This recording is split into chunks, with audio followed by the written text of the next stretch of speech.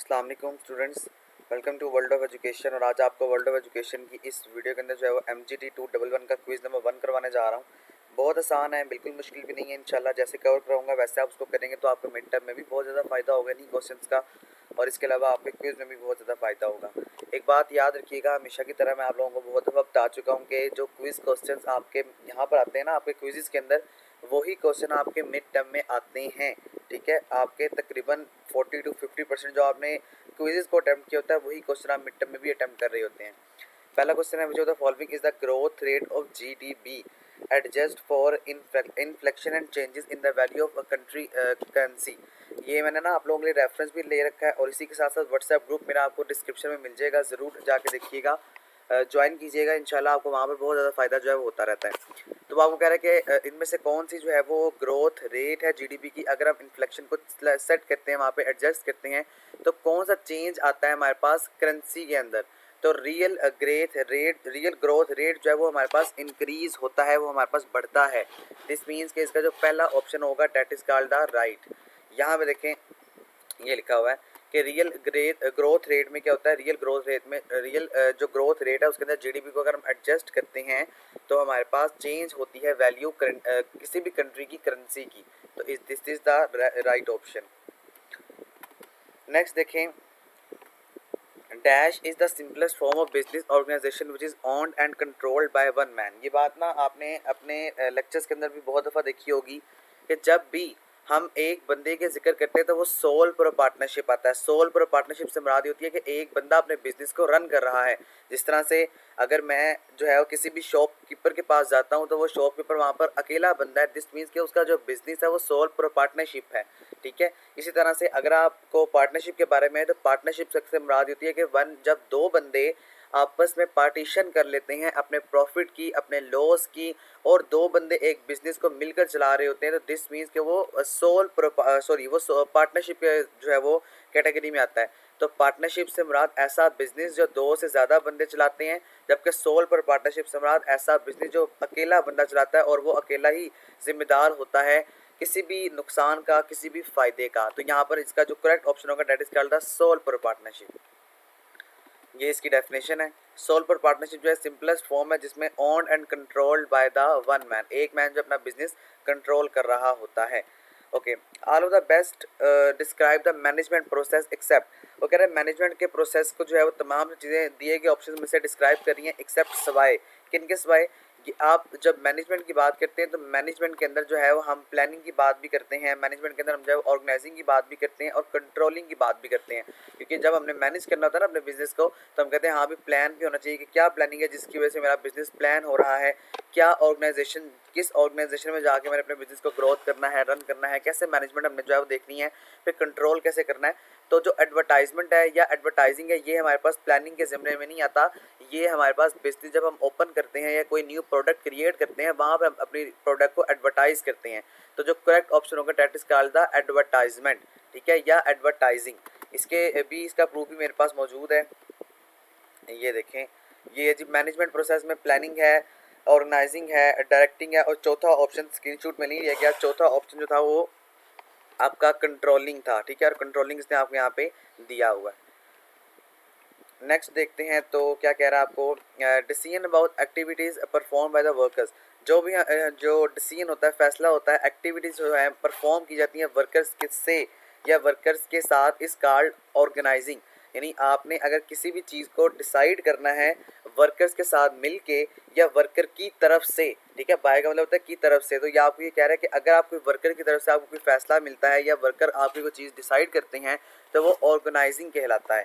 ये important definition है बतौर एमसीक्यूज पॉइंट ऑफ व्यू भी, और as a short question point of view भी आपने मिड टर्म के हवाले से भी इसको याद रखना है।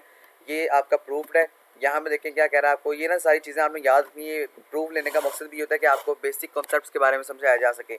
अब प्लानिंग के बारे में आता है तो थिंकिंग फॉर द फ्यूचर, ये आपका वहाँ पर मेन कॉन्सेप्ट होगा। ठीक है, ऑर्गेनाइजिंग में देखें, ऑर्गेनाइजिंग में क्या करना है, decision about activities perform by the workers. क्योंकि ऑर्गेनाइजेशन का मतलब ये होता है कि सारे बंदे मिलके अपने बिजनेस को ग्रोथ कर रहे हैं, तो डिसीजन जो है वो लिया जाता है वर्कर्स की तरफ से और वो परफॉर्म भी किया जाता है, तो ये ऑर्गेनाइजिंग कहलाता है। तो ऑर्गेनाइजिंग यहाँ पे जो होगा वो करेक्ट ऑप्शन कंसीडर किया जाएगा। ओके, नेक्स्ट देखते हैं हम, one man one vote principle is applied in. One man जो वन वोट का जो प्रिंसिपल है वो अप्लाई होता है किसके अंदर, कोऑपरेटिव सोसाइटी के अंदर, पब्लिक लिमिटेड कंपनी के अंदर या प्राइवेट कंपनी के अंदर। तो ये वैसे मुझे कंफर्म नहीं है, लेकिन according to my knowledge this is called the all of given option. One man one vote का मतलब ये होता है कि अकॉर्डिंग टू गूगल इसको हर जो कंट्री है वो अप्लाई करती है। तो दिस मीन्स कि आपका जो all of the given option होगा वो कॉन्सेप्ट यहाँ पर करेक्ट कंसिडर किया जाएगा। यानी इससे मुराद बिल्कुल यही है कि एक मैन एक वोट का जो असूल है वो कोऑपरेटिव सोसाइटी के अंदर भी होता है, वो पब्लिक लिमिटेड के अंदर भी होता है और वो प्राइवेट के अंदर भी होता है। तो according to my knowledge all of the given option जो होगा यहाँ पे कंसिडर किया जाएगा। वैसे ये मुझे कंफर्म नहीं है, अगर ये आप लोगों को कंफर्म है तो प्लीज़ यहाँ पे जो है वो क्वेश्चन नंबर 6 के साथ मेंशन कर दें, yes sir question number 6 is right या इज़ करेक्ट। और अगर आपको लगता है कि इसका ऑल ऑफ गिवन ऑप्शन नहीं होना चाहिए, कोई और ऑप्शन है, तो काइंडली हैंडआउट्स का पेज भी मेंशन कीजिएगा, बाकी दूसरे स्टूडेंट्स के लिए इसको मेंशन भी कमेंट बॉक्स में कर दीजिएगा। ओके नेक्स्ट हमारे पास देखते हैं। तो नेक्स्ट क्या है कि an agreement between two parties, जो एग्रीमेंट होता है दो पार्टीज के दरमियान इन विच जिसके अंदर एक पार्टी पास करती है on the right to other party is called, वो क्या कराती है, फ्रेंचाइजिंग एग्रीमेंट। ये भी एक इंपॉर्टेंट डेफिनेशन है मिड टर्म के वाले से कि एक एग्रीमेंट अगर दो पार्टीज हैं और वो एक एग्रीमेंट पर दस्तखत करती हैं, जिसका मतलब ये होता है, जिससे मुराद ये होती है कि अगर उनके दोनों के आपस में जो भी राइट्स हैं उनको आप शेयर कर रहे हैं, पास कर रहे हैं, तो वो फ्रेंचाइजिंग एग्रीमेंट जो है वो कहलाता है। अकॉर्डिंग टू योर हैंडआउट देखते हैं इसको। तो ये देखें फ्रेंचाइजिंग का मतलब क्या होता है, an agreement between two parties in which one party passes on the right other party, जिसमें एक पार्टी जो है दूसरे के हकूक को, दूसरे के हक को जो है वो पास करती है दूसरे पार्टी के। तो this mean this is called the franchising business. Next question देखते हैं हम। तो नेक्स्ट में क्या कह रहा है, the following is not objective, ऐसा कौन सा ऑब्जेक्टिव नहीं है in the directors meeting, directors की मीटिंग का, to make debentures, to issue debentures, to allot, to share, to make loans और टू रिकमेंडेड डिविडेंड्स, डाइवेंडेंट। देखिए यहाँ पर ये वाला भी थोड़ा सा डाउटफुल है, मुझे कंफर्म नहीं है। मेरे ख्याल में यहाँ पर ये होता है कि जो डायरेक्टर्स की मीटिंग होती है ना, डायरेक्टर्स की मीटिंग के अंदर हम ये बात शेयर करते हैं कि हम जो है वो इशू पे भी बात करते हैं डिविडेंड्स की, हम जो है वो शेयर पे भी बात करते हैं कि यहाँ पे कितना प्रॉफिट कितने बंदे का होगा, या किस किस बंदे ने कितना जो है वो पार्टनरशिप के अंदर इन्वेस्ट किया हुआ है, उसके हिसाब से उसको प्रॉफिट मिलेगा। हाँ लोन की बात हम जो है मेरा नहीं ख्याल के करते हैं, बहरहाल फिर भी मैं कहूँगा कंफर्म नहीं है, लेकिन लोन यहाँ पर जो होगा अकॉर्डिंग टू द बाकी ऑप्शंस के मुताबिक और अकॉर्डिंग टू ओवर नॉलेज हमारा जो होगा यहाँ पर करेक्ट ऑप्शन ये वाला होगा। बट ये हमें कंफर्म नहीं है, तो अगर आप लोगों में से किसी बंदे को कंफर्म हो तो प्लीज़ ये कर दें। दो सिर्फ ऑप्शन कंफर्म नहीं, बाकी तमाम तरह ऑप्शन जो है वो कंफर्म है, तो ये भी आप लोग अपने जो है वो प्लीज़ बता दीजिएगा। तो वैसे अगर आपको नहीं मिलता तो यही ऑप्शन लगा लें, और अगर आपको मिल जाता है तो आप कमेंट्स बॉक्स में एक दफ़ा ज़रूर मेंशन कर दें, या कमेंट बॉक्स चेक कर लें, अगर किसी को नहीं पता हो सकता है किसी स्टूडेंट ने आपके लिए कमेंट में ये क्वेश्चन जो है वो छोड़ा हो। ओके नेक्स्ट क्वेश्चन देखते हैं हम। The process of coordinating and integrating work activities so that they are complete efficiently and effectively with and through other people is called management। ये मैनेजमेंट की बेसिक डेफिनेशन है, पेपर में आपसे 2 number की पूछी जाती है। ऐसा अमल जिसमें हम कोऑर्डिनेट और इंटीग्रेट करते हैं अपने वर्क को, और वो कम्प्लीटली एफिशिएंट भी होता है और इफेक्टिव भी होता है, तो अदर पीपल्स के लिए, तो वो हमारे पास मैनेजमेंट का जो कॉन्सेप्ट होता है वो कहलाता है। ये इसका प्रूव्ड है जी। मैनेजमेंट की डेफिनेशन देख लें कि क्या होता है कि process of coordinating and integrating work activities, ताकि जो भी कंप्लीट है हमारे पास एफिशिएंसी है और इफेक्टिवली है, तो अदर पीपल्स के लिए तो वो मैनेजमेंट के कॉन्सेप्ट में या ज़िम्मे में आती है।